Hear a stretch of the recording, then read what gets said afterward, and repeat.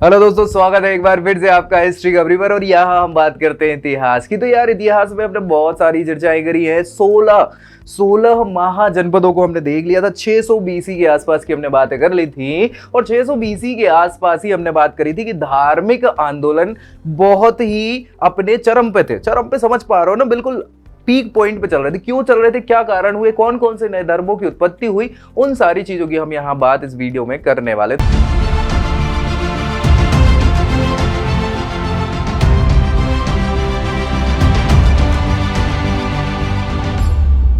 तो धार्मिक या धर्म सुधार आंदोलन ये जो है, ये प्राचीन काल के हम बात कर रहे हैं अभी, है ना, याद रखना। क्योंकि प्राचीन काल के बाद मध्यकालीन इतिहास के अलग ही भक्ति काल और सूफी संत वगैरह जो रहे हैं धर्म सुधार, उनने भी आंदोलन करे हुए हैं। सो ये प्राचीन काल के हम किसकी बात कर रहे हैं, धर्म सुधार की बात कर रहे हैं, बिल्कुल शुरुआती तौर पे। मतलब 600 बीसी के आसपास की हम यहाँ पे बातें कर रहे हैं। 600 बीसी मतलब ईसा पूर्व की हम बातें कर रहे हैं। चलिए तो देख लेते हैं क्या हुआ भाई। उस समय की बात चल रही है 600 बीसी के आसपास। आखिर माहौल था कैसा? तो माहौल कुछ ऐसा था कि गंगा घाटी में, गंगा घाटी कौन सी बात कर रहे हैं, गंगा घाटी हमने डिस्कस कर ही लिया भाई साहब। डिस्कस इसलिए कर लिया क्योंकि देख लो यहाँ पे बात वही है, ये गंगा घाटी वाला जो क्षेत्र है, यही तो सारी चीजें हैं, यही तो केंद्र रहेगा। क्यों रहेगा केंद्र? क्योंकि यही तो मगध अगध और सारी चीजें हैं। सो ये जो गंगा वाला पोर्शन है ना, ये पूरा ये इधर वाला पोर्शन, तो ये गंगा घाटी कहलाता है ना। सो इस गंगा घाटी वाले क्षेत्र में यहीं तो मैक्सिमम आपके महाजनपद और जनसंख्या यहीं पे कहीं ना कहीं तीव्रतर ज्यादा जो इकट्ठे हो रही थी जनसंख्या, वो इसी क्षेत्र में ज्यादा हो रही थी। क्योंकि पहले तो इस वाले क्षेत्र में थी, है ना, हमने देख ही लिया था। तो ये वाला जो क्षेत्र था, अब यहाँ पे जनसंख्या खिसक के इस ओर आती चली जा रही थी। तो ये गंगा घाटी, लोहे का प्रयोग होना चालू हो गया था, तो जंगलों को काट के लोग बग रहने लग गए थे, है ना। सो यही ये बताना चाह रहे हैं कि गंगा घाटी में 6ठी शताब्दी ईसा पूर्व, कब 6ठी शताब्दी ईसा पूर्व मतलब वही 600 बीसी के आसपास की हम बात कर रहे हैं, अनेक धार्मिक संप्रदायों का उदय हो गया। अनेक बहुत सारों की बात चल रही है। लेकिन हाँ, जो हमें जानकारी मिलती है अलग अलग ग्रंथों में वगैरह, तो जो ज्ञात संख्या है वो कितनी है, 62 है। जैसा कि मैंने पिछले वीडियो में भी आपको बताया था कि उस समय 62 नए धर्मों की उत्पत्ति हुई है। 62 मतलब 62, और ये तो भारत के हैं। किसके? भारत के हैं। दुनिया भर में ये चीजें चल रही, दुनिया भर में ये चीजें चल रही थी। इन समस्त धार्मिक गतिविधियों का जो केंद्र था वो क्या था, मगध हुआ करता था। मगध ही जब, इसीलिए तो क्या है, मगध में जनसंख्या और सारी चीजें बहुत कुछ हो रहा था। मगध शक्तिशाली भी हो रहा था, वहां पे बुद्धिक केंद्र भी बढ़ते चले जा रहे थे, विद्वानों का भी वहां पे जमावड़ ज्यादा होता जा रहा था। तो सारी चीजें वहां मतलब मगध के लिए अच्छी थी, और इसीलिए वो पूरा केंद्र बन जाता है मगध, धार्मिक क्षेत्र में या धार्मिक आंदोलनों के क्षेत्र में, सुधार के आंदोलन। जिस दौरान यूनान की बात, जैसे हमने बात कही ना कि दुनिया भर में भी चल रहे थे, तो यूनान कहाँ, यूरोप में आता है ना, नाम सुना होगा अपने एथेंस का, है ना। सो वो यूनान में पाइथागोरस प्रमेय हुआ करती है, गणित में याद हो आपको अगर तो, है ना। सो पाइथागोरस, ईरान में जरथुस्त्र, और चाइना में कन्फ्यूशियस।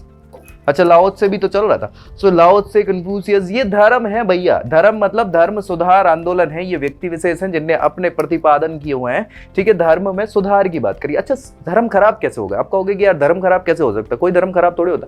नहीं, ऐसा नहीं होता। धर्म खराब नहीं होता, लेकिन धर्म में कुछ चेंजेस की जरूरत समय के साथ पड़ती चली जाती। क्योंकि यार धार्मिक जो नीति निर्माण किए गए हैं उसमें या तो भाई वो शुरुआत में जो अच्छे किए गए हैं उसमें कुछ कुप्रथाएं आ गई हैं। किसके द्वारा? विद्वानों के द्वारा। जो धर्म के ठेकेदार कहलाते हैं ना, वो ठेकेदारों ने क्या करके रखा, अपने हिसाब से धर्म को तोड़ मरोड़ दिया।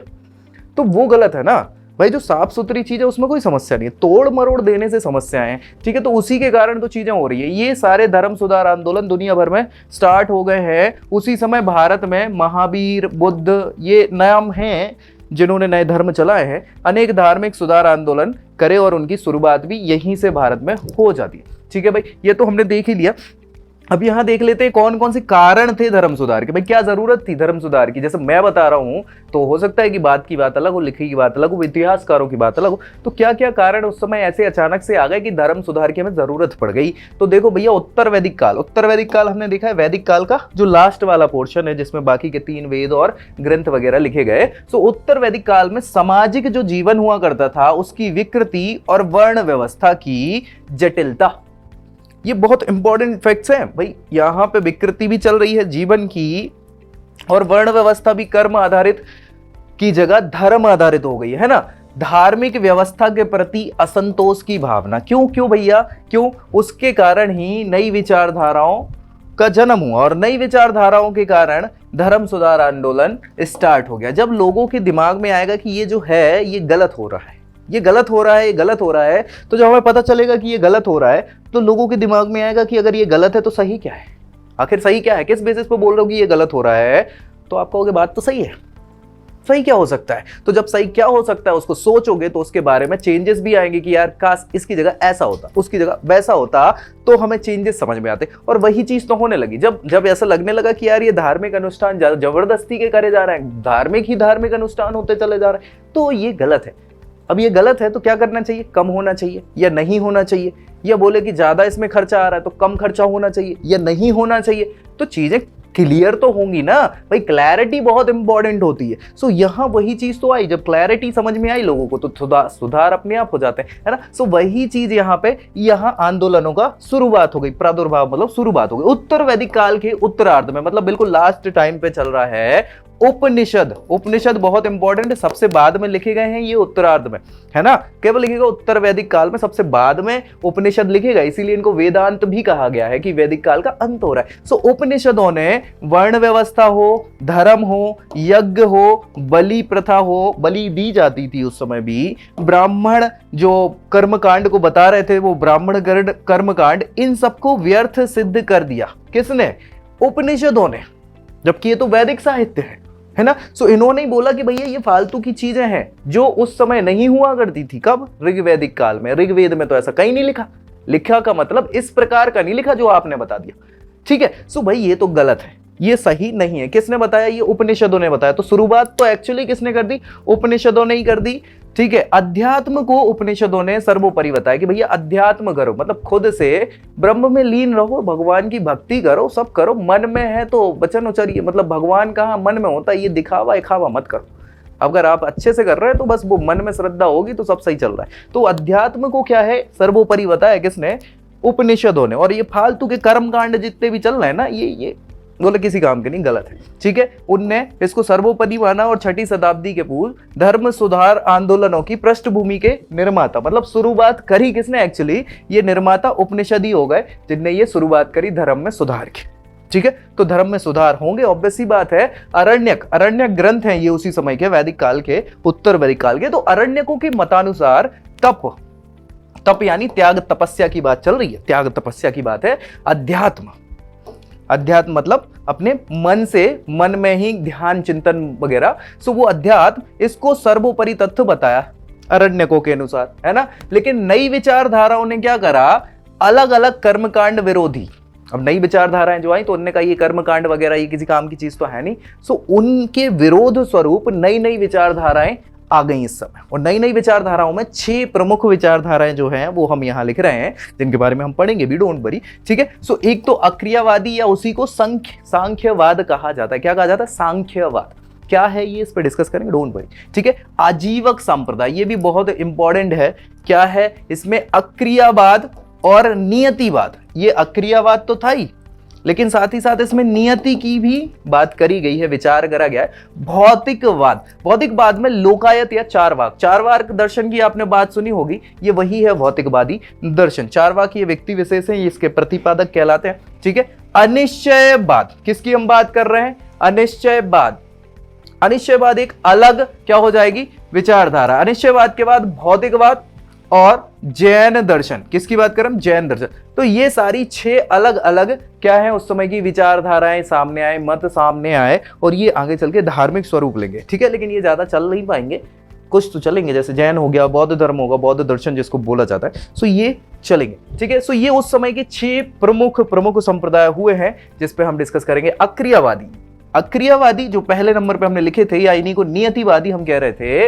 इसमें क्या है? स्वरूप का प्रस्फुटन आजीवक संप्रदाय के रूप में क्या है? मोगली पुत्र गोशाल ने किया। इसकी हम चर्चा करेंगे, क्योंकि भैया जब हम मौर्य वंश पढ़ेंगे तो मौर्य वंश में जो बिंदुसार होंगे वो आजीवक धर्म को मानने वाले होते हैं, ठीक है। ब्राह्मण जो थे एक, पूर्ण कश्यप उनका नाम था, उनके अनुसार कर्मों का कोई फल होता ही नहीं है भैया, ये कर्म करने से कोई फल नहीं मिलता, जो है सो कर लिया, कभी टेंशन मत लो, ठीक है। और उसकी यह विचारधारा क्या कहलाई? अक्रियावादी, ठीक है। कोई क्रिया से प्रतिक्रिया होती है, इनने का कोई क्रिया प्रतिक्रिया नहीं होती, ठीक है। सो अक्रियावादी में इसको परिणित किया और जिसको सांख्यवाद के रूप में बढ़ावा मिल चुका था। याच्छ्दावाद या भौतिकवाद, जिसमें कालांतर में चार्वाक दर्शन के नाम से जाना जाता है, इस विचारधारा के प्रतिपादक अजीत केसकंबली, क्या नाम है, अजीत केसकंबली थे, और संजय वेदलपुत्तल ने अनिश्चयवादी दर्शन का प्रतिपादन किया। सो ये अलग अलग विचारधाराएं हैं जिनको हमने देखा है, जो अलग अलग प्रकार से चीजें कर रही हैं। साथ ही साथ यहाँ पुनर्जन्म और कर्म के प्रति अविश्वास रखने वाला पकुत-कच्चायन ये व्यक्ति विशेष का नाम है, जिन्होंने भौतिकवादी या भौतिकवाद का समर्थन किया, या भौतिकवादी विचारधारा को या दर्शन को इन्होंने विरोध। इन्होंने कहा ना कोई पुनर्जन्म है, ना कर्म का कोई फल होता है, कुछ नहीं होता भैया, जो है जीवन यही है, मर जाओगे सब खत्म। सो जितना है कर लो, इधर ही कर लो, जैसा करना है, खुश रहो, क्या दिक्कत है भैया। अब जन्म मिला है तो खुशी खुशी जियो या रो के जियो। सो रो के जियोगे तो परेशानी, इससे अच्छे खुशी खुशी जियो, तो जो अच्छा लगे मन को वो करो। और उसी को क्या बोला, भौतिकवाद बोला। ठीक है, चलो। निगट्ठ नाथपुत्र जे महावीर स्वामी के नाम से प्रसिद्ध हुए, इन्होंने जैन धर्म का प्रतिपादन किया। नई अर्थव्यवस्था का उदय भी धार्मिक सुधार आंदोलन के मूल में एक महत्वपूर्ण तथ्य है। क्यों भैया, क्योंकि जब पैसा आता है ना आदमी के पास, पैसा आता है तो एक तो सेटिस्फेक्शन थोड़ा सा ये हो जाता है कि पैसा है तो टेंशनें कम हो जाती है, और जब टेंशन कम होती है तो दिमाग चलने लगता है, अपने आप ज्यादा चलता है, और दिमाग जब ज्यादा चलता है तो वो कुछ ना कुछ तूफानी करता है ना। और तूफानी करने के कारण ही यहाँ क्या हुआ है कि धर्म सुधार हुआ।